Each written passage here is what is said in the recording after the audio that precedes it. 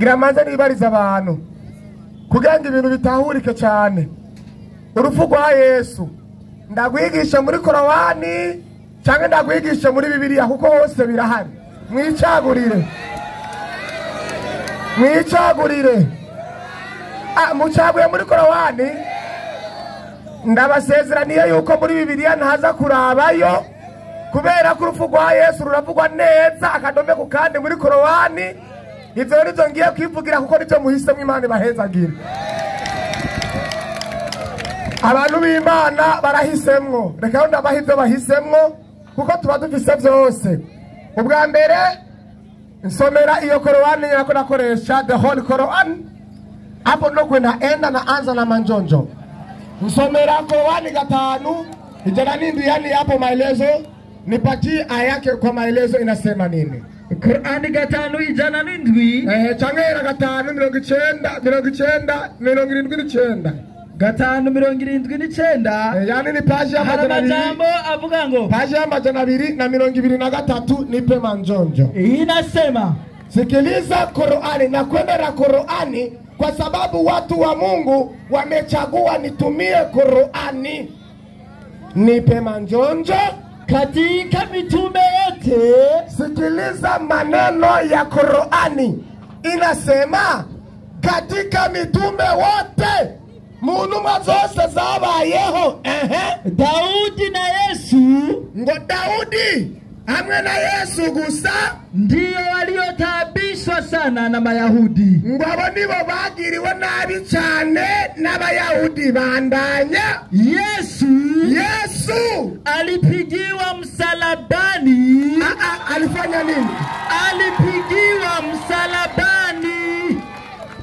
Bana, wewe umesoma Korowani?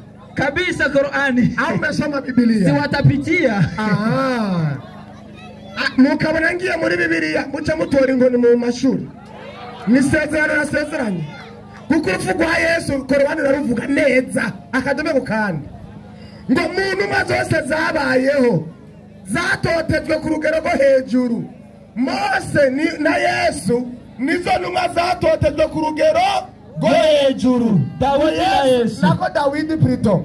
Ngo Yesu rero wewe byabaye agahebuza ngo kuko we yakubiswe imisumari hehe msalabani ku musaraba. Tukiri ngaha Idrisa nta mifana wongurira kuba ibi bintu cyo ubimenya. Jewe nigira buke murumva ko no gusarana na Sarayi. Jewe nanje mwava muvuga ngo ndi umwana, murabona ko n'umuntu w'umutama nitwe murabona ko yagiye imyaka n'inyegezo. 187 aho nyene. 187 aho nyene nipe manjonjo. Hari amajambo avuga ngo 187 ego.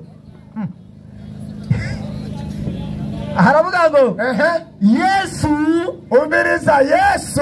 Iyo ni page y'187. Nipe maelezo yake usobanuro. Yesu namu alikaa msalabani. Ngo Yesu yarasizwe ku musaraba saa kidogo, umwanya mutoya gusa. Urumere bako bariregura ngo mugabo ngo yarasizwe ku musaraba ngo ariko wari umwanya mutoya gusa. Mili ya watu, ngo imibiri y'abantu waliopigiwa msalabani siku ile basizwe ku musaraba kuri uwo munsi, Yesu akiwa mmoja wao. Na Yesu yari umwe muri bo. Korowani ati imibiri y'abantu bakubiswe ku musaraba, basizwe ku musaraba kuri uwo munsi, na Yesu yari umwe muri bo. None uramukura ku musaraba wewe Muhammad azi ko yagiye ku musaraba kandi uvuse muri kino kinjana ca 200. Muga Muhammad we yavuse kera kuva mu kinjana ca 6. Arabizi neza ko Yesu yagiye ku musaraba, aremera ko bija no muri Korowani. Ariko wewe guri professeur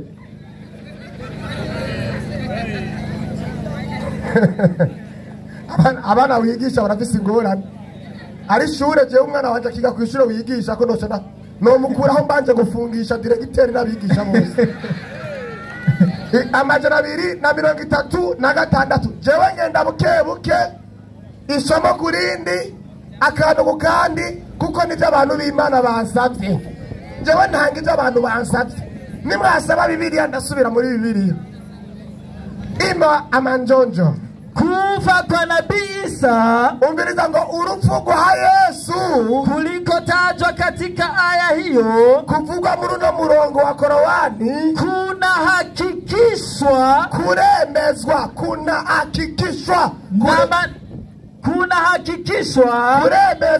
na maneno ya mtume wa Allah Muhammad sallallahu alaihi wasallam, na maneno ya mtume wa Allah.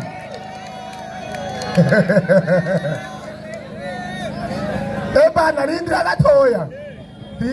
gatoya nababwiye ko nisaziye, jewe ndisaziye nigira buke buke. Korowani ivuze ngo urupfu rwa Yesu rwavuzwe muri uno murongo ruremezwa n'amajambo ya Muhammadi ubwiwe. Haca habandanya ngo bandanya Nabii Isa uyu ntumwa Yesu amekufa si hai, alikufa si hai. Kama umviriza, yarapfuye nakiri muzima kama wanavyodhani baadhi ya Waislamu, nk'uko bivugwa nka bamwe mu Bayisilamu. Si Abayisilamu bose bavuga ngo Yesu ntiyapfuye, ngo ni bamwe mu Bayisilamu babivuga. kakagwi bamwe nakagwi gatoya. Iyo ni Korowani iriko irabivuga ngo urupfu rwa Yesu rwarabayeho n'ukuri nk'uko biboneka muri uno murongo, ngo kandi bikemezwa n'amajambo ya Muhammadi. Ikibana kivuga ngo atavye imbeshere Yesu yarapfuye si muzima, nk'uko Abisilamu bamwe atari bose bavuga ngo Yesu ngo ntiyapfuye. Ni bamwe akagwi k'abagarariji mu Bwisilamu kagarariza urupfu rwa Yesu, inagondwa mu Bwisilamu, inagondwa ku rupfu rwa Yesu mu Bwisilamu. Mugabo Korowani yavuze ngo nk'uko byemezwa n'amajambo yande ya Muhammad sallallahu alaihi wasallam. Bene data, Korowani yavuze ngo nk'uko byemezwa n'amajambo yande ya Muhammad. Reka nibarize Muhammad rero amajambo yiwe, kuko nivyo Korowani yavuze. Ewe Muhammad we, warabivuze n'akanwa kawe. Sahih Bukhari jameni, nipatie manjonjo. Hadithi ya Sahih Bukhari iri mu Gifaransa, ariko Imana ishimwe narashiye ku ntebe y'ishure nitatafusiri. Amajana 742 nipe manjonjo. Page y'igihumbi n'amajana ane. Hadithi y'igihumbi n'amajana na 53. Igihumbi n'amajana. Korowani yavuze ngo urupfu rwa Yesu rwemezwa n'amajambo ubwiwe ya Muhammadi. Tuciye dusoma hadithi Sahih Bukhari, ni hadithi yemewe cyane mu Bwisilamu, n'abagabo bageze imbere yayo bakwa kuyikubita imbere yayo. Bongo Sheikh, simunayikubali. Sahih Bukhari vizuri sana.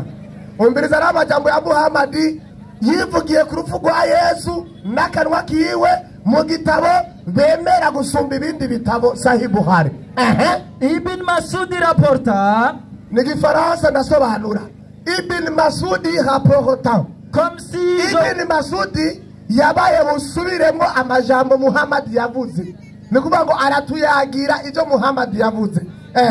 Comme si je voyais le prophète en train de parler, ngo nk'uko jewe ubwanje niboneye Muhammadi ariko aravyivugira. d'un prophète dont le peuple bâti, ngo Muhammad avuga ngo ari intumwa yabayeho ngo yakubiswe bikomeye à tel point que son corps fut couvert de sang, ngo gushika naho umubiri wiwe wose wanyanyagizwe kw'iraso. Doke ngo yarakubiswe umubiri wiwe uhinduka amaraso. Yesaya we yaciye azandika muri 53 ngo imishishagu yiwe yagize iki? Yaradukijije. Imana ihabwe icyubahiro. Amena. Kumbe na Muhammadi arazi ko Yesu yagize imishishagu umubiri wose akuzuzwa iki? Amaraso. Bandanya et dont le peuple bâti partit à tel point que son corps fut couvert de sang. Et pendant qu'il essuyait le sang de son corps, mwumviriza rero ngo igihe ngo amaraso ariko aracuncubuka kuri we kuri iyo ntumwa il disait, ngo aca aravuga oh Allah, ati yewe mana pardonne ma nation, bababarire car ils ne savent pas. kuko batazi icyo bakora. Umvise Muhammad umviriza rero icyo nkunda Muhammad ni umuntu mwiza. icyo nkunda rero Muhammad yasubiyemo ya majambo nyene Yesu yavugiye ku musaraba neza atana akantu ariye k'umunwa ngo mana bababarire kuko batazi icyo bagize gute icyo bakora, ngo kandi umubiri we wuzuye imishishagu y'amaraso. None ariko ndinde gusarara kugera hino kubera naone akagwi gatoya ubwo korode yatubwiye ngo nakagwi gatoya naone akagwi gatoya. Muhammad ubwiwe aremera urupfu rwa Yesu, aravuga ati Yesu yaciye avuga ati bababarire kuko batazi icyaha bakora. Igitabo Sahih Bukhari shehe salamu alaykum upo vizuri alhamdulillah shehe ambia ati hapo uko vizuri ulama habibu nipo vizuri. Igitabo cy'hadisi cyemewe mu Bwisilamu cya mbere Muhammad n'akanwa kiwe apana Idrisa uko Idrisa twivukiye mu kinjana cya 200 nabasha bona Idrisa dusanga ibitabo byarabayeho twe turabisoma gusa urumva. Ariko Muhammad nyene kubizana ubwiwe arazi urupfu rwa Yesu, akaravuga n'ukuntu yakubiswe yashishuwe, akaravuga n'ukuntu yashizwe ku musaraba, ngo mu mibiri y'abantu basizwe ku musaraba na Yesu ubwiwe yarari hehe, yari muri bo. Mwigisha uzi gituma batemera urupfu rwa Yesu? Yesu yarapfuye urupfu rwo ku musaraba kugira ngo uwumwizera, ari umugabo yacishije ng'amajambo aravuga ngo we mugenda gusambana ngo ama Yesu agwara umugera. Hari icyo badatahura rero, aho niho hari ibanga ry'ubukristo bitandukanye n'ubwisilamu. Ubwisilamu ibintu byose babibona mu mubiri, mu gihe mu bukristo habwiza kuba uburyo kura imbono y'uburyo bw'imhemu, kwitegereza kure hasumba aho tubonesha amaso. Ni kuvuga ngo bo batahura yuko Yesu yarapfuye ivyo byaheze gusa. Oya, hasigaye kumwizera rero. Ni wizera ko yapfuye kubwawe ukabyemanga ukemera kubura umunyabyaha, hamukizera yuko ukeneye imbabazi za Kristo, Kristo araguharira hamugakira. Amena. Sikubera ko ngo sambane ngo amango akumugera wewe. Uzi gituma baba bigoye kwizera? Ni kubera ko baba iyo bakoze ibyaha ngo ibyaha byabo bija kwa Gahini. Umucunguzi wabo ni Gahini. Basi byo mvuga rega simbesha. Ico gitabo nyene Sahih Bukhari page y'amajana 714 hadisi y'igihumbi n'amajana 403. Ico gitabo nyene page Muhammad atubwira ibya Yesu ku ruhande rw'abakirisi, acagaruka avuge naho ku ruhande rw'abayisilamu ibyo bo bizera. Kandi yo bacungura n'abarekera yerera. Page y'amajana 714 hadisi y'igihumbi n'amajana 403. Igihumbi n'amajana 403 aravuga ngo ego Abdallah rapporta, Abdallah wa undi nyene yari kumwe na Muhammad, umwe yatwaza Muhammad jakoshi y'ibitabo, aratubwira Abdallah rapporta que le messager d'Allah avait dit ati aya na majambo ya Muhammad yivugiye. Je nikundira amajambo ya Muhammad bagabo. Ati ana majambo ya Muhammad yivugiye yavuze gute? Et chaque fois qu'une personne est tuée injustement, ngo igihe cyose ari umuntu yishwe arenganijwe, une partie de la responsabilité du crime, une partie de la responsabilité du crime ni kuvuga ngo igice kimwe c'ico cyaha est assumé par le premier fils d'Adam, ngo kitakishwa ku mwana wa mbere wa Adamu, ni kuba kwa Kahini. Niyo ngorane bafise, birirwa bandiga abantu Boko Haramu, El Shababu, yambara amabombi isambura abantu kwica kwa Gahini. Muzobi muzo muri Gehinomu. Korowani 5 117 nimalizie hapo. Mwenyekiti ndamgia ati nubandanye shehe, baki hapo ulama habibu. Asante sana. Barikiwa. Haleluya wa Kristo. Amena. Haleluya. Amena. Abanetero mugihugu turawe. Haleluya. Ni wa wundi nyene bariko baravuga takbir. Allahu akbar. Idrisa ingo nubisabye bakuvuga cyane ngo Idrisa ngurero yaje azabongere takbir. Allahu akbar. Haya haji karibu kabisa banshiriye ku murongo bamye bakuvuga cyane bari bagukumbuye. Naam. Assalamu alaikum wa rahmatullahi wa barakatuh. Wa alaikum assalam wa rahmatullahi wa barakatuh. Reka bandashimira abarimu bose baciye hano nubwo harimo babandi babazi bakishura ibi. Mwarimu yavuye hano yababajije impongano zatangwa kera arazidondanura kuva kera. Mwe mutubwira yuko Yesu yaje gukuraho bijya akabari wabisubirira mu kibanza. Ababaza ati abantu ugira bacunguga ibyaha baratanga ibikoko bitandukanye yagiye bivuga bivanye n'urugero bariko. Arabati Yesu yategereza kugereranywa n'inka yatangwa mu gihe cya kera. Akakubwira ati iyi nka yaraturirwa ikagirwa n'abayihawe aribo bahereza. None Yesu yoba yaraturiwe kugira asubire mu kibanza cy'ibyo batanga kera mu gutanga impongano y'ibyaha bakoze. Yemwe yishuye wapi? None turi kumwe n'abarimu cyangwa turi kumwe n'injiji? Bamwishira ibyo mwabajijwe kuza gutamba ngaho Korani yavuze ndanje ndagukureyo ngo Korani yavuze ngo bimeze uko siyo turi. Aha ni nyandiko isobanura yindi nyandiko. Ahereje ukantu kanyoye cyane aravuga ngo le messager de la rapporta que ngo avait dit que chaque fois que quelqu'un est tué une partie du péché est assumée au fils d'Adam. C'est ça? Ngo igicumuro ngo cyagifata ngo umwana wande wa Adamu. Kunyigisho z'intumwa y'Imana Muhammadi sallallahu alayhi wa sallam. Umuntu wese mwino sazotanguza ikintu nyimba ari yatanguye kwica abazica bose azandikirwa. Nyimba umuntu yatanguje ubusambanyi abasambana bose arandikirwa.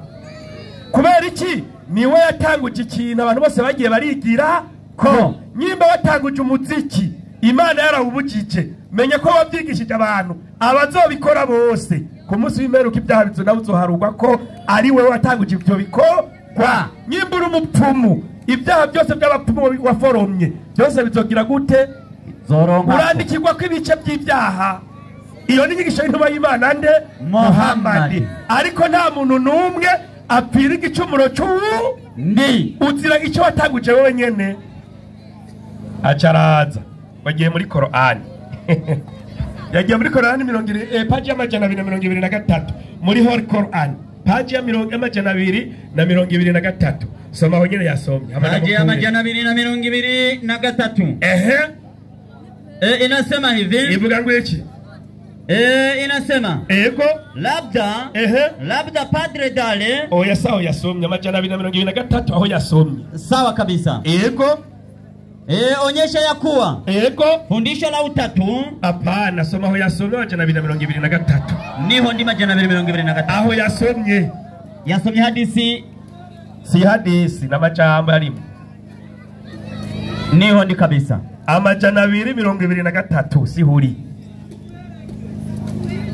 Siko na Mayahudi kabisa. Yesu alipigiliwa msalabani. Ngo Yesu yashitwe ku musaraba. Na tabu za Dauzi zinaonekana katika zaburi zake. Gereza ngaho acavuga ati Korani ngiye iremeje yuko na Yesu mu bagiye ku musaraba yarari ngo ndabisomye muri Korani ngo kandi ngo nigira bukebuke. Sasa ingorane yagiye kugira ni yayindi yuko utamenya ibyo uri kurasoma.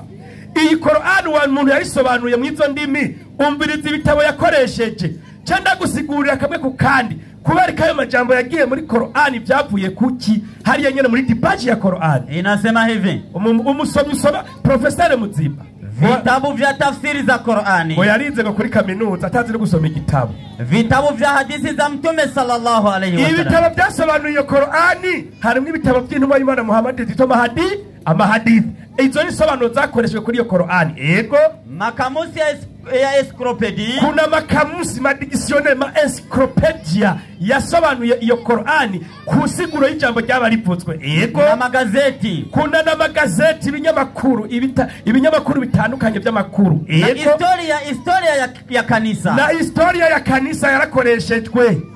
Inasema bazurinde na Biblia mu gusobanura iyo Korani yarashitswemwo. Kubera iki yashitswemwo? Nuko mupatiri yitwa Dare yigize umuhinga wo gusobanura Korani, hama abasobanuzi ba Korani baza kumuhinyuza ibinyoma byiwe. Wewe rero ibyo wagiye gusoma wibaza ngo ni Korani. Inna lillahi wa inna ilaihi rajiun. Soma hagenye paji ya 222 rero.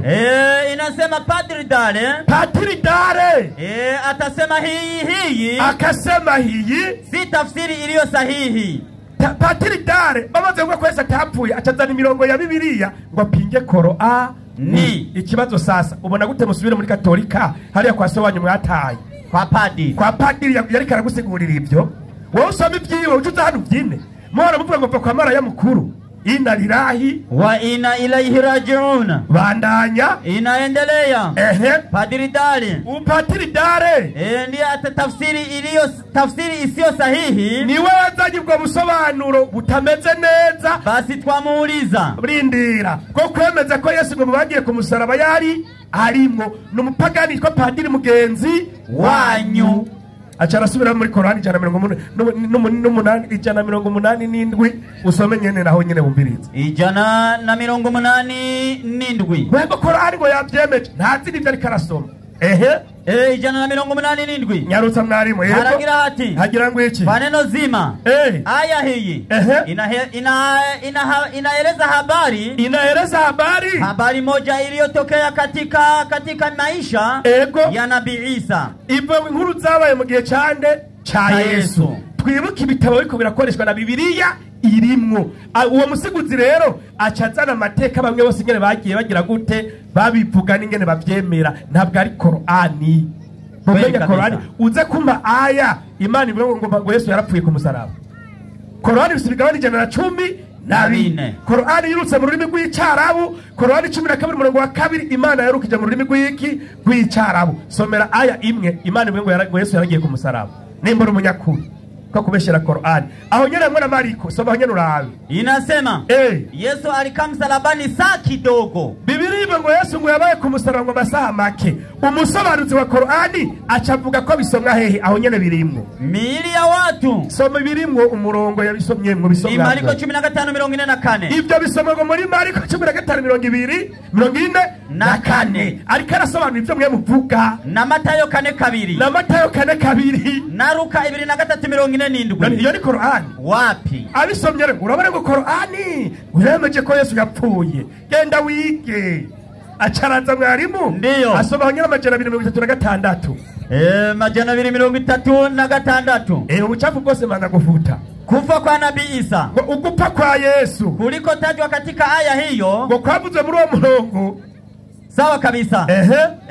Kuna hakikishwa na maneno ya mtume. Kuna maneno ya mtume sallallahu alayhi wasallam. Ibyo ngo birasobanurwa n'amajambo y'Imana nde Muhammadi. Hera rero hejuru havuga ngo iki? Mtume Muhammadi anasingiziwa. Mtume Muhammadi anasingiziwa. Waislamu takibeni. Hayo yose yavuzwe mu iyo mirongo ni uongo. Kwa hiyo kuri ubwo rero Yesu atawakana mbele ya Allah. Nibyo Yesu atobihakana ku munsi w'imperuka ariko kubeshera intumwa y'Imana Muhammad. Abakristo wangempenda Yesu. Iyo muze kuba mukunda Yesu wangemheshimu sana. Mwari kumukunda, mwari kumwambura. Wangemheshimu sana mtume Muhammad. Mwari guca mwubaha n'intumwa y'Imana nde Muhammad. Ndindira gatoya. Mwari kubaha Yesu ntimwari kumusuzugura mukamwambura n'impuzu zose mugakubita ku musaraba. Nta soni. Mugera murata umuntu ari gusa yarabapfiri.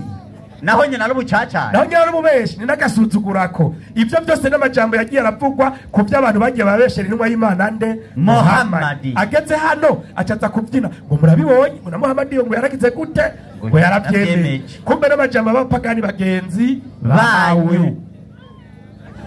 Ekare nigishiriza ubucafu bwiwe ndabuhejeje kweli. reka rero niyigishirize. Yesu yarapfuye urupfu rwo kumusaraba. Sico kigwaga yemwe kweli. icya mbere ni kiya kintu cyari gutuma Yesu apfa. Icyo twakibabaje kuva kera. Baca baravuga yacagera mu Bigalatiya mu Bikorino ba kabiri cyasoma mu Bikorino ba kabiri 5 2:21. Ego 5:21. Inyandiko iragira iti igira ngo iki? Umwe atigeze kumenya icyaha. Yesu ngo yigeze kumenya iki? Icyaha. Si sawa? Kandi bireba ko umuntu wese atozira icyaha ciwe. Yesu ngo yigeze kumenya iki? Icyaha. Ikibazo Yesu yapfa azira iki? Kubera kimaje cyayo majambo 18 Ezekiel 20. 18 Ezekiel 20 inyandiko igira iti igira ngo iki? Umuntu akora icyaha niwe azopfa. Umuntu akora icyaha niwe azopfa. Umwana ntazozira ibigabitanyo vya se. Ngabo birwa batoza amaroti bajya amahera y'abandi ngo bagiye kubateza kwa ibyaha by'inyanduro ko simwebwe. Nase ntazozira ibigabitanyo vy'umwana wiwe. Ntazozira ibigabitanyo by'umwana wiwe. Ubugororotsi bw'umugororotsi azobuharugwako. Kumbe Yesu yarumuki umugororotsi. Kandi ngo umuwese azobazwa ubugororotsi we umunyabyaha azobazwa ibyaha we. Kandi Yesu ngo yarumugororotsi. Ikibazo yapfuye azira iki? Changaha mwishure ingo mwishure ko mukwepa pana kuvuga ibyaha. Yazize iki? Mutubwire ikintu Yesu yagize gute yazize. Twebwe nk'abayisilamu turemera ko Yesu atapfuye kuko na Bibiliya yabyemeje. Kweli mwarimu yabahaye umurongo ko Yesu atigeze apfa ku musaraba. Sawa, izo nyandiko za Bibiliya ziravyemeza. Kweli kuko Yesu yaragiye Stefano nasenga igikombe kigire gute kindengane. Kandi Yesu acaca umugari ngo nta muntu yose mukatese ngo amuhiki ibuye cyangwa ngo musaba ifi ngo amuhiki inzoka. Ikibazo mwaye baca bati Yesu yarishuwe Imana mukiziki urupfu. Abakirisi buno munsi baca baraza kuremera ngo Yesu yagize gute yapfuye. Urazi wapangiye urupfu rwa Yesu warumunzi wawe n'ibitego ni maraya mukuru bajya i Roma 11 Yohana 4:7. Somo Bibiliya Katolika. Ubutumwa bwiza bwanditswe na Yohana. Ego ikigabane ca 11 umurongo wa 47. Yarutsa inyandiko iragira iti egira ngo iki? Mwumvirize neza mutega amatwi. Abakuru b'abasaseredoti mwe murabemera bunye abakuru babaki b'abasaseredoti. Oya muri Adventiste y'abasaseredoti ngira bariyo bandanye inyandiko. Abakuru b'abasaseredoti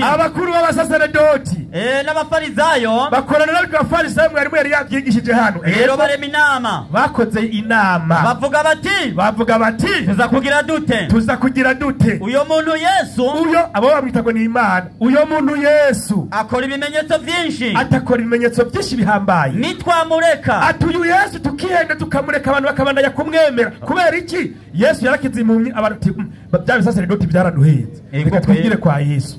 Bikara biti uyu Yesu n'umuntu mwiza kandi akakora ibintu bizima. Batangura gukurikira nde Yesu. Barabiraba bati mu mashengeri wacu buramenetse mwivu. Inzara igiye kutwica bose bagiye kwande kwa Yesu. Baca barapanga umugambi rero ko tubonye bakurikira uyu Yesu reka dukora idini k'uyu Yesu kugira bigaragare ko uyu Yesu ari we bogaruka gukurikira ari wacu. Banarwe n'ubunafiki bwabo n'uburyarya. Bose baza kumwemera. Ati bose baza kumwemera. Abaromani noneho baze gutikiza igisengero cyacu n'igihugu cyacu. Ego umwe muri bo yitwa Kayifa. Yari padiri mukuru uyo mwaka. Muri uwo mwaka. Arababwira ati mwe muri bijuju. Ati mwe murababono. Nimubona ko vyoba vyo. Ati mwe nimubona ko vyoba vyo. Umuntu mwapiriye igihugu. Ati umuntu mwapiriye iki? Igihugu. Arabati mu gihugu cyacu rero dokibarasha bidufata ko ari twebwe nitubwiye ko ari igihugu gusa cyangwa ko ngwiki igihugu cyo gutikira cyose. Ivyo ntiyabivuga kubwiwe ariko kuko yari umusaseredoti mukuru uyo mwaka. Yari padiri mukuru muri uwo mwaka. Yamenyesha ko Yesu atagupfira igihugu. 5:2. Oya bandanya.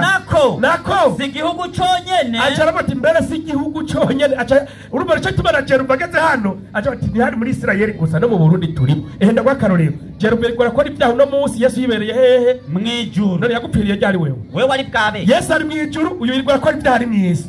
Uzorinda uhera Yesu yibereye he mwijuru. Ubukene bukwikiye mwisi Yesu ari he mwijuru. Mugabo ku cyumviro cy'umupagani Kayafa Yesu yarapfiye. Inna lillahi yo ina ilahi rajiun komeza nukure mu muryango w'abana b'Imana bari basanzaye abo bari basanzaye nabari bataye ibisengero byabo bahomba amafaranga kubera kiriya gihe bari bafise umugambi cyo kwintu bitara vente des intelligence kudandaza ibigongwe ukiraga igicumuro akaguca amahera gatanga inoti barara bati rero bagiye bose kwa Yesu tuzosigara niki babona baraho kuvubwo banama kumwica baca banama kwicande Yesu kubera iki babonye ko ari bitangaro kandi abantu bariko baramwemera ndatangazwa n'abadivantiste ingane bashigikira umuntu yagombye kugandagura umuntu ariko arakurikirwa n'abakora n'umuntu akora ibyiza agaca kurikirwa n'abasi agacita ku byumviro by'umwasi akareka kwemera ibyumviro bya Yesu inyandikira bandanya nico gituma Yesu atarakigendera icese mu bayahudi amaze kumenya ubujyajya bwanyu Yesu yasuye kugendera icese mu bayahudi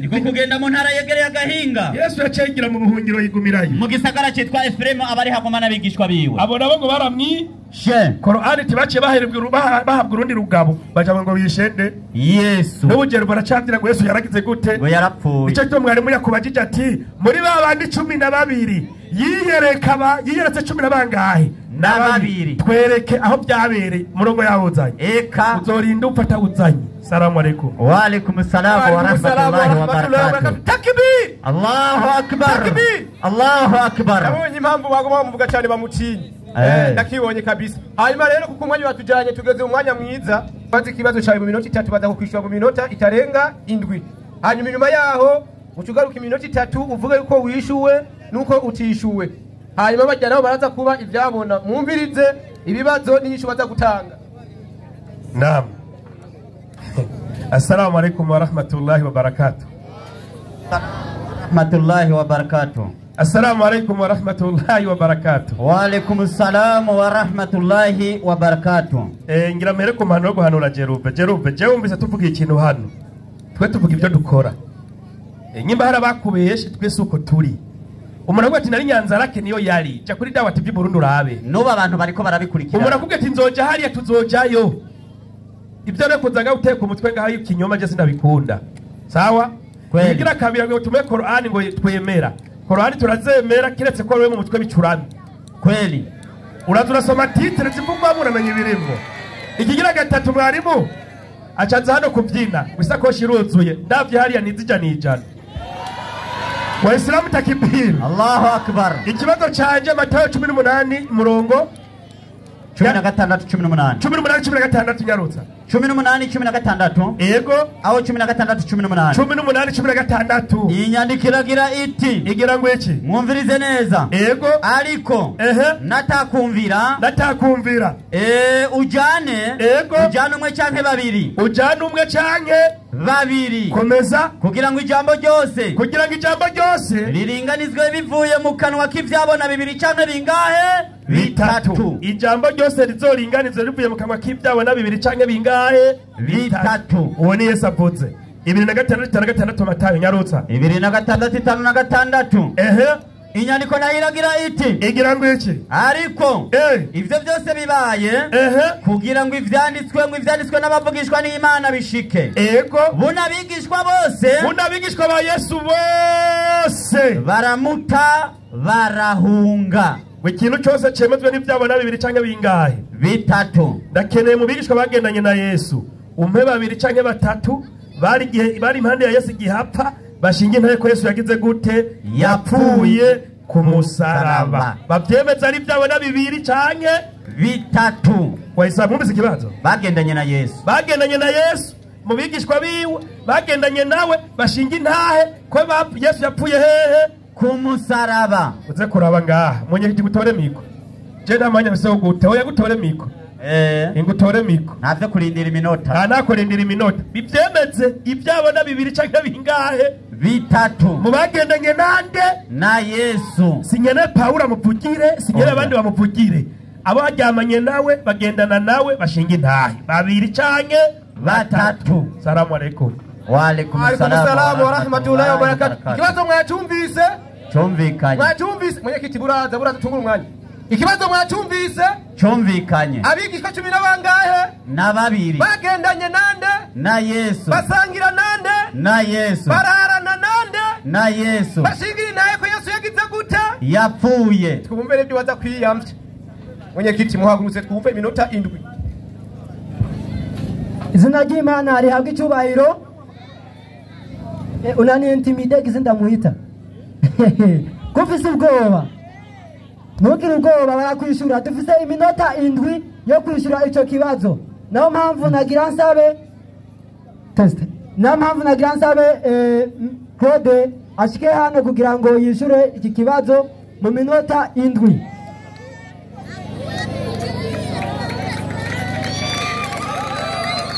Usikwe na oga, kaka yangu atakujibia. Test. Izina ry'Imana rihabwa icyubahiro. Amena. Aba mama b'Abayisilamu buri mwanya mpagurutse n'ugwamo gusa. Nimutekereze. Sivyo none? Nimutekereze nishure. Hapana kushoboka shoboka. Mwenye ananishobokia ndio huyo hapa. Muone mkono? Nimevaa pete hapa. Nta bintu byo gushoboka. Mwenye nimutekereze mubizi nyigisho. Izina ry'Imana rihabwa icyubahiro. Akeneye ngivyabona bingahe? Ngivyabona bingahe? Ibintu byo bintera n'agatwengo. Murazi ikintu kimwe, sivyo? Naho ntokoresha Bibiliya, natora umwana hajya yiga mu ishuri ry'abitegura kubatizwa, sivyo? Yo mu ishuri kikibazo akamubwira igihe Yesu yabambwa, sivyo? Reka wanashima ndamuhinyisha kukina abantu bose bazi, sivyo none?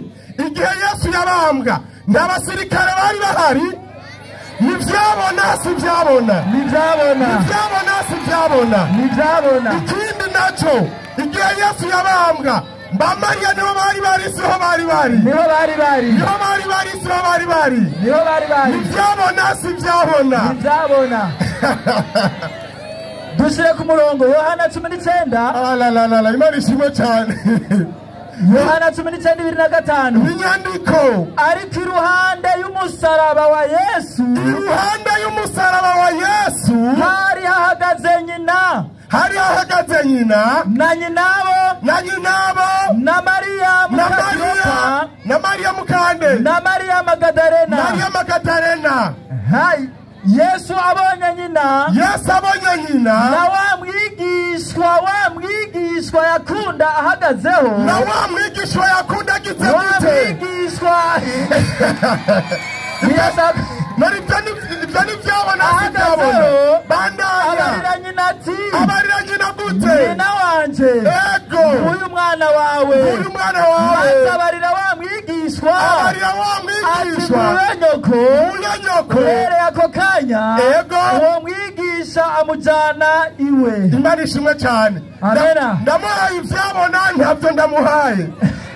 Ndamuhaye ivyabona ntabyo ndamuhaye. Igisigaye nuko batizwa cyangwa se uko batizwa. Nuko batizwa. Imana ihabwa icyubahiro. Amena.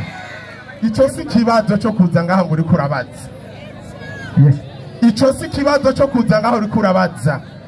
Ibindi byabona dufise no muri Matayo Yosefu na Nikodemu nibo bamuhanze nibo bamwihambiye. Nagomba nje no kubasoda nabivuge neza n'ukuntu bariye n'inoti. Izina ry'Imana rihabwa icyubahiro. Nizeye yuko ikibazo ciwe ndacishe mu buryo bworoshe ku buryo n'umwana wo mu bitegura yo mwishura. Baba twita bavantiriye no kwishura kino kibazo. Imana ihabwa icyubahiro. Reka rero ndamwishuye no muri Korowani. Dehori Korowani 345. Ngiyo ngaho hejuru aho Imana ya aho nyene Musa aho ngiyo yikurikira iyo nyene. 345 tujane n'umwanya. 345 dukomeze kubemeza iby'urupfu n'izuka vyande vya Yesu. Haravuga ngo ego Yesu umviriza Korowani ngeni vuze ati Yesu alikana wafuasi wake siku 40 yicaranye n'intumwa ziwe iminsi 40 baada kutoka kaburini. Amaze kuva hehe? Mumva. Amaze kuva hehe? Mumva. None yagiye mumva ataciye ku musaraba. Ikibazo mwe mufise twe ntituragitahuraho kiri. Niyo mpamvu usaba Kristo mwese muri ngaha iyi ngorane mubona bafise. Uri muhira uzufukama ati Mana ndasengera na burya bwoko. ati mana ndasengera na burya bwoko kuko barafise ikibazo gikomeye cyane. Imana idufashe. Amena. Ndangize sindangize. Bandanya. Korowani 19. Korowani 19. Barwani yonyene. Korowani 19. Ego.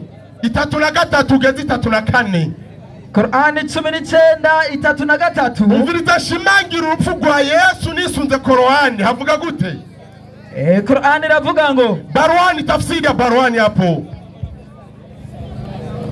Korowani 19:33 ugeze 34. 19:33 haravuga ngo havuga gute? Namani ko juu yangu. Umviriza Yesu ingene yari karavuga ngo umugisha ngamahoro ngari kuri jewe siku niliyozaliwa, amahoro ari kuri jewe umunsi navukiyeko, na siku nitakayo kufa n'umunsi nzogira gute? Nzopfa. N'umunsi nzogira gute? Na siku nitakayo fufuliwa kuwa hai. N'umunsi nzopfa n'umunsi nzozukira ko nkaba muzima. Iyo ni Korowani igize gute? Ibivuze ngo Yesu yavuze ngo amahoro ari kuri jewe umunsi nagize gute?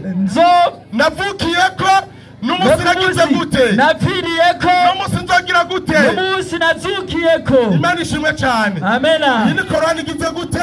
Ibivuze yejeje kwerekana yuko Yesu yari yavuze ko azovuka ngo amahoro ari kuri jewe, nkapfa amahoro ari kuri jewe. Aho nyene 19 34:19 havuga gute? 34:19 aho nyene 19:34 lakini 19:34 hajya nyene waruri 19:34 haravuga ngo ego kuko Korowani yajeje kutwereka iti banzurindire. Korowani yajeje kutwereka iti Yesu yavuze ati amahoro ari kuri jewe umunsi navukiyeko, umunsi nzopfirako, n'umunsi nzozukira nkaba muzima. Iyo ni Korowani ivuze. 34 hacavuga gute? Huyo ndiye Isa mwana wa Mariamu. Huyo ni wa Yesu mwene Maria. Ndiyo kauli ya haki. Ndiyo niyo numbero y'ukuri ambayo wanaifanyia shaka. Iyo niyo nzira y'ukuri abasilamu bagira gute? Bagirira makenga. Bagira gute? Bagirira makenga. Yapfuye akagira gute? Akazuka. Izina ry'Imana habwe icyubahiro. Amena.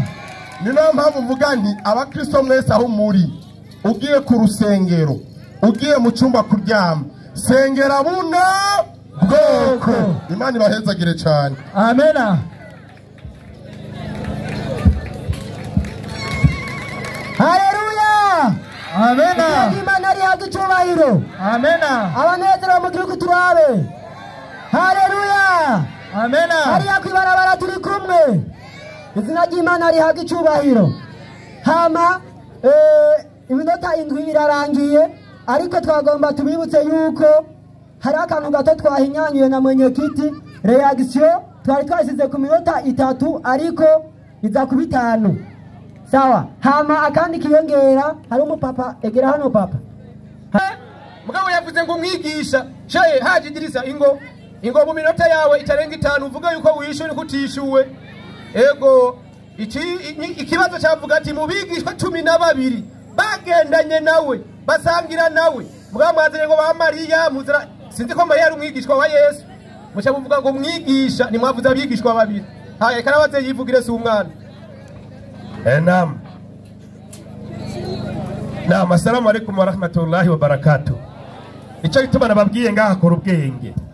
Navuze ati nyandiko namusomeye 2:6 Matayo, abigishwa bose baramutaye barahunga, harimo hikima. Ko bamutaye bagahunga, ibyo banditse babikuye he. Sawa, kibazo ni mu mutwe. Narindindire kunzanira ibyabana 2 cyangwa 3 mu bigishwa biwe bashinga intango yaravuze gute? Yarapfuye. Nayo bavuze ngo yarapfuye arazoka abandi benshi namwe mwirirwa murabivuga. Nawe urabivuga. Acarasoma muri Korani ngo Korani 19:3 ngo urabona Korani ngo nemeje kwese azogira gute? Wazopfa. Maskini ya Mungu ntazi kubu kazoza nakahise kubitandukanya ntavyazi. Enda gwa karorero. Korani yanditswe inyuma ya Yesu. Si sawa? Kweli. None nyimba yarapfuye yari kwa ngo n'igihe azopfira. Eka. Korani yanditswe inyuma Yesu ari mwijuru. Yari kwandika ati n'igihe napfira. Ati n'igihe napfira. Cyane n'igihe yapfira. Wumva ubwenge buri kugihe. Wapi? Acaraza mwarimu. Ndiyo. Iyo nyandiko nyene. Mu nyigisho twatuzi turazi ko Yesu mbere azonagaruka. Somera hadithi naguhaye. Inasema na kwa yule ambaye nafsi yangu iko mikononi mwake. Manuka ifa kubera umwanya. Yego. Anatelemka, anakaribia kutelemka Ibn Mariamu. Ati mwene Maria ari hafi ko ururuka mwisi. Hali ya kuwa ni hakimu mwadilifu. Azoje gucurubanza mu rugorotsi kama twabasome ko azica imisaraba gasenya azica ibiguru agasenya nayo misaraba. Atavunja msalaba na hatapokea kodi. Nazebe n'abakora buye no kubahakanye banda. Na mali zitazidi. Yego. Paka haikubali yoyote. Na itakuwa sijida moja. Yego. Ni bora zaidi ya dunia na vilivyomo. Yesu amaze kuza hamwisavuye mwijuru. Nico gituma korana buze ngo n'igihe azopfira. Amaze gushika mwisi rero. Kuba mirimana gusa kuba marimwe gusa. Bifise ibihembo bisumba n'isi n'ibiribwo byose. Bandanya. Kisha akasema Abu Huraira avuga ati nasomeni aya hii. Ati soma ni aya. Mkitaka jero. Na hakuna yeyote katika waliopewa kitabu. Muri bari abahawe igitabo nta numwe muri bo. Isipokuwa watamwamini kabla ya kifo. Bazokwemera Yesu imbere yuko apfa amaze kugaruka ngaha. Kabla ya kifo chake. Yesu azogaruka ku isi hamapfe nk'ibindi biremwa byo. Na siku ya kiyama igereza kwanza. Nico gituma Korani yavuze ngo n'igihe azopfira. Igihe navukiye ko n'igihe nzopfira hakigeze. Acaraza renda mwibareza ikibazo cy'ubwenge. Kweli. Namaza mu bigishwa ba Yesu kubera ugiye gusoma Bibiliya banditse urupfu rwa Yesu nta bigishwa ba Yesu baruvuzeko. Wapi? Nabandi banditsi baje bandika ibyabaye by'ibinyoma. Kweli. Kubera kimwe harimo ekayibariza babonye Yesu abigishwa biwe.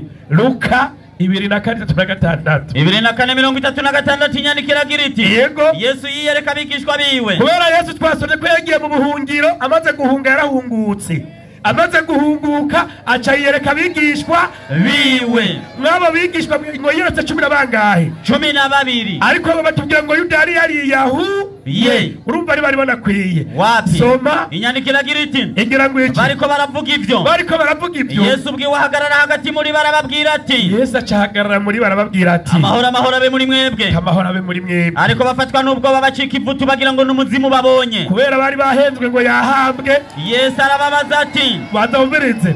Kubera bari bahenzwe ngo yahambwe bari bazi ngo babonye umuzimu. Ego. Yesu arababaza ati kibahagaritse imitima niki. Yesu arababaza ati kibahagaritse imitima niki. Kandi niki gitumye muburanisha imitima. Niki gitumye muburanisha imitima. Nimurabe ibiganza vyanje n'ibirenge vyanje mumenye ko ari jewe ubwanje. Tera abana misumari riko. Nimunkora kore murabe. Kora ko murabe babeshe ngo bantoboye Yesu ntoboye raba. Kuko umuzimu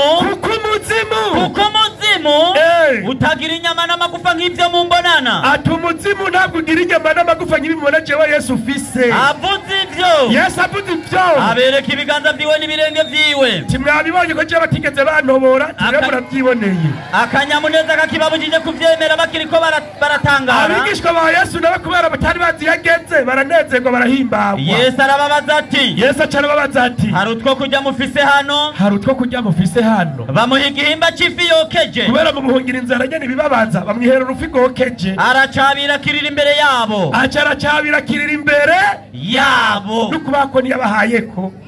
Si sawa? Kweli. Reka nibarize rero Maria nyina wa Yesu. Maria nyina wiwe. Uko yavuze ati harimwe abagore na nyina wiwe yararimwo. Reka nibarize nyina 2:14 Yohana. 2:14 ubutumwa bwanditswe na Yohana. Ego. Inyandikira babwira iti. Wari umunsi wo kwitegurira Pasika. 14. Aho Yesu uri kurasoma. Avuze ivyo. Arakebuka. Aho ngo Yesu ngo yazutse Maria agiye ku ruhafu. Ego. Abona Yesu ahagaze ariko ntiyamenya ko ari Yesu. Ni gute ufise umwana wawe wabyaye ntumenye ko ari we? Yesu aramubaza ati. Maria acenyewe Yesu acabaza Yesu. Mbega nyina wanje. Urizwa niki? Urondera nde? Nawe yiyumvira ko ari umurimyi waho. Nyina wa Yesu ngo acabona ikintu cy'ikigabo yoze ngo n'umurimyi. Gute waba warabyaye umwana ntumumenye inyuma y'iminsi 3. Bandanya. Harabandanya. Yiyumvira ko ari umurimyi waho. Yiyumvira ngo n'umurimyi agiye kurima bahuye. Ntiyamenya ko ari Yesu. Ntiyamenye ko ari inde. Yesu. Bandanya. Yesu nawe aramubaza ati. Aramuhamagara ahindukira amuhamagara ati. Maria. Urondera nde? Bandanya. Maria aramwitaba mu gihe Heburayo ati Rabuni. Bisobanura ati mwigisha. Umva ucacanya bw'aba bakiriso. Ntiyamumenye yari kwitaba ngo Rabuni amenya ko ari umwigisha gute kandi atamumenye. Ikigira kabiri wovyara umwana ijwi nturimenye n'isura ntuyimenye mu minsi 3 wapi? Salamu alaikum. Wa alaikum salam wa rahmatullahi wa barakatuh. Takbir! Allahu akbar. Takbir! Allahu akbar. Abakigira guca. Po kinya oya kikigo. Ngwabu umwarimu wawe nawe abazi ikibazo mu minota 3 hanyuma yishurwe mu minota 7. Abayisilamu amahoro y'Imana bane namwe ko kumengo murakanye mfise ikibazo nta na kimwe ni jambo ry'Imana nimwihane gusa bizogenda neza. Nta na kimwe ukuri kurababaza. Wewe usomye ngo Mariya yari kumva abonye Yesu ntiyamumenya. Impamvu atamumenya siko ataramuzi ni kubera Yesu yari yavuye mu mubiri azutse yambaye ubwiza bw'Imana. Ivyo biroroshe kumva. Ivyo biroroshe kumva uri umuntu wiyumvira. Umviriza rero ngiye kubabaza akabazo gatoya mugabo k'ubwenge, akabazo k'igifundi. Baba ndiro baza mu gwamo bagira ingorane ngaha. Petero wa mbere 2:24 hari amajambo avuga ngo sawa ubwiwe yikoreye ibyaha byacu. Yesu ubwiwe yikoreye ibyaha byacu mu mubiri wiwe sawa abambwe ku giti kugira ngo dupfuye ku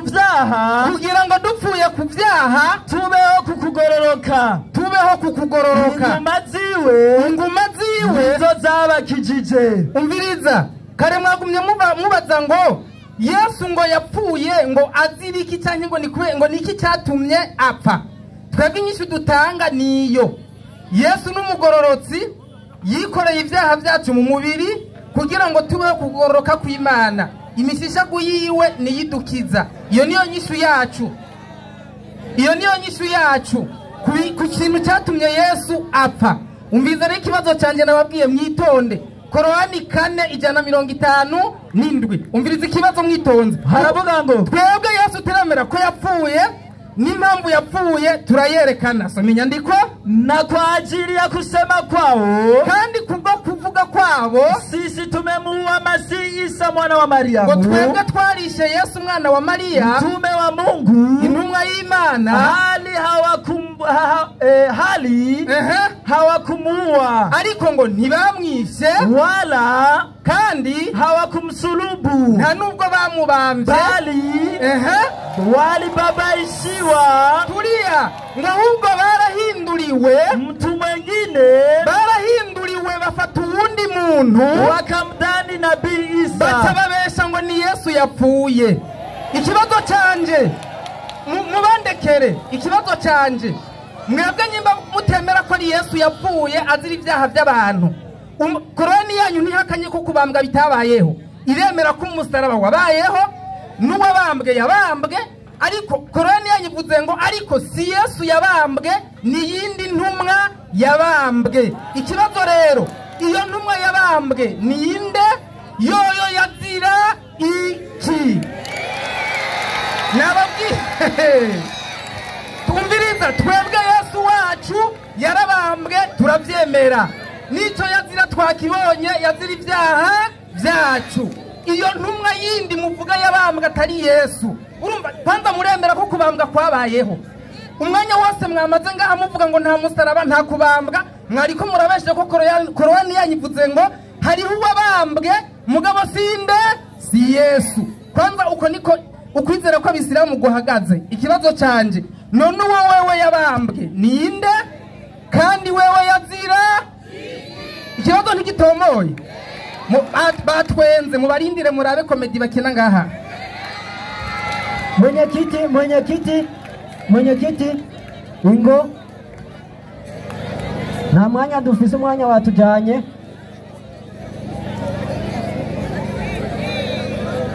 Ego uza kwishura abaraza yishuye kino kibazo gitunya giciye ngaha. Abayisilamu takbir! Allahu akbar! Takbir! Allahu akbar!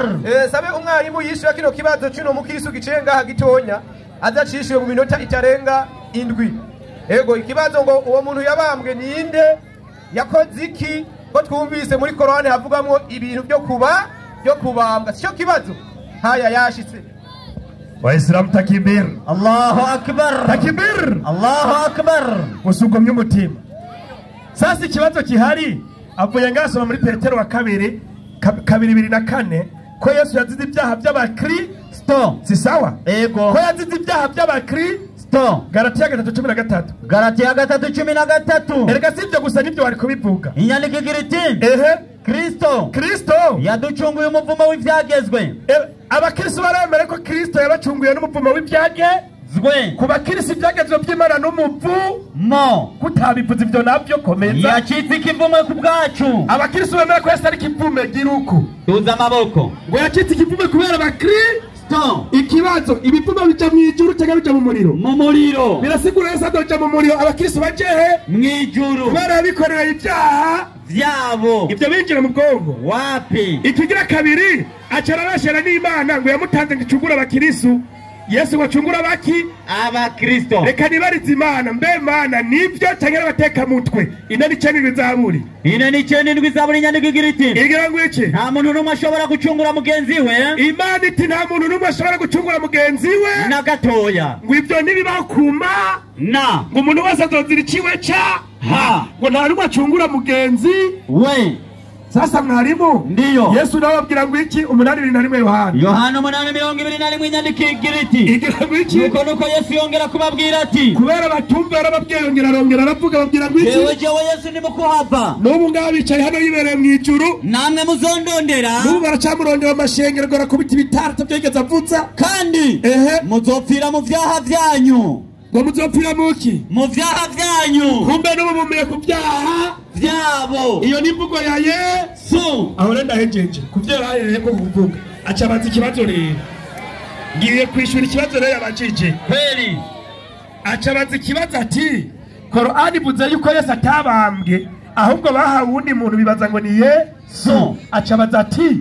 uyo muntu ni jewe nja muri Bibiliya nyene Mariko 15:21 15:21 inyandiko iragira iti igira ngo iki bafata umuntu ahita bahitana umuntu ahita Simoni mwumvirize neza inyandiko barakunda kuyicangako bahitana umuntu ahita yitwa Simoni bafata umuntu ahita yitwa Simoni umunyakurene avuye mu misozi ise wa Alexandero na Rufo bagire gute uyo baramufata ngo amutwaze umusaraba uyo baca baramucakira ngo atwaze umusaraba de Yesu ashika ahantu hitwa Igorogota risobanurwa ngo ahantu h'agahanga uyu Simoni acajana umusaraba ushikana Igorogota hitwa ahantu h'agahanga Simoni nyene bamuha vino ivanze n'umuti w'umururazi ntiyayinywa Simoni bamuhereza umuti uvanze n'umururazi ntiyawunywa baramubamba uyu Simoni nyene baca baramubamba bandanya bagabura impuzu ziwe ikibazo rero bagabura impuzu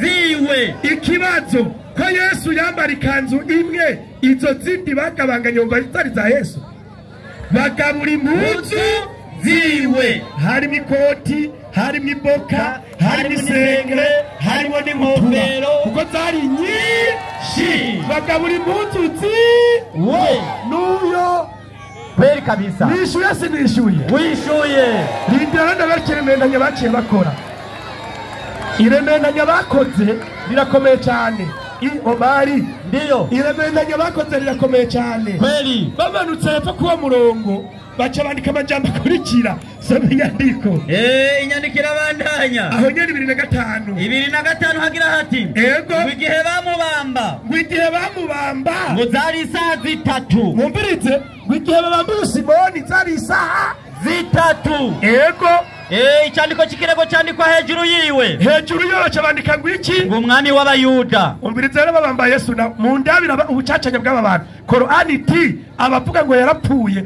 baracari mu makenga kandi ntibigeze babihuriza ko 19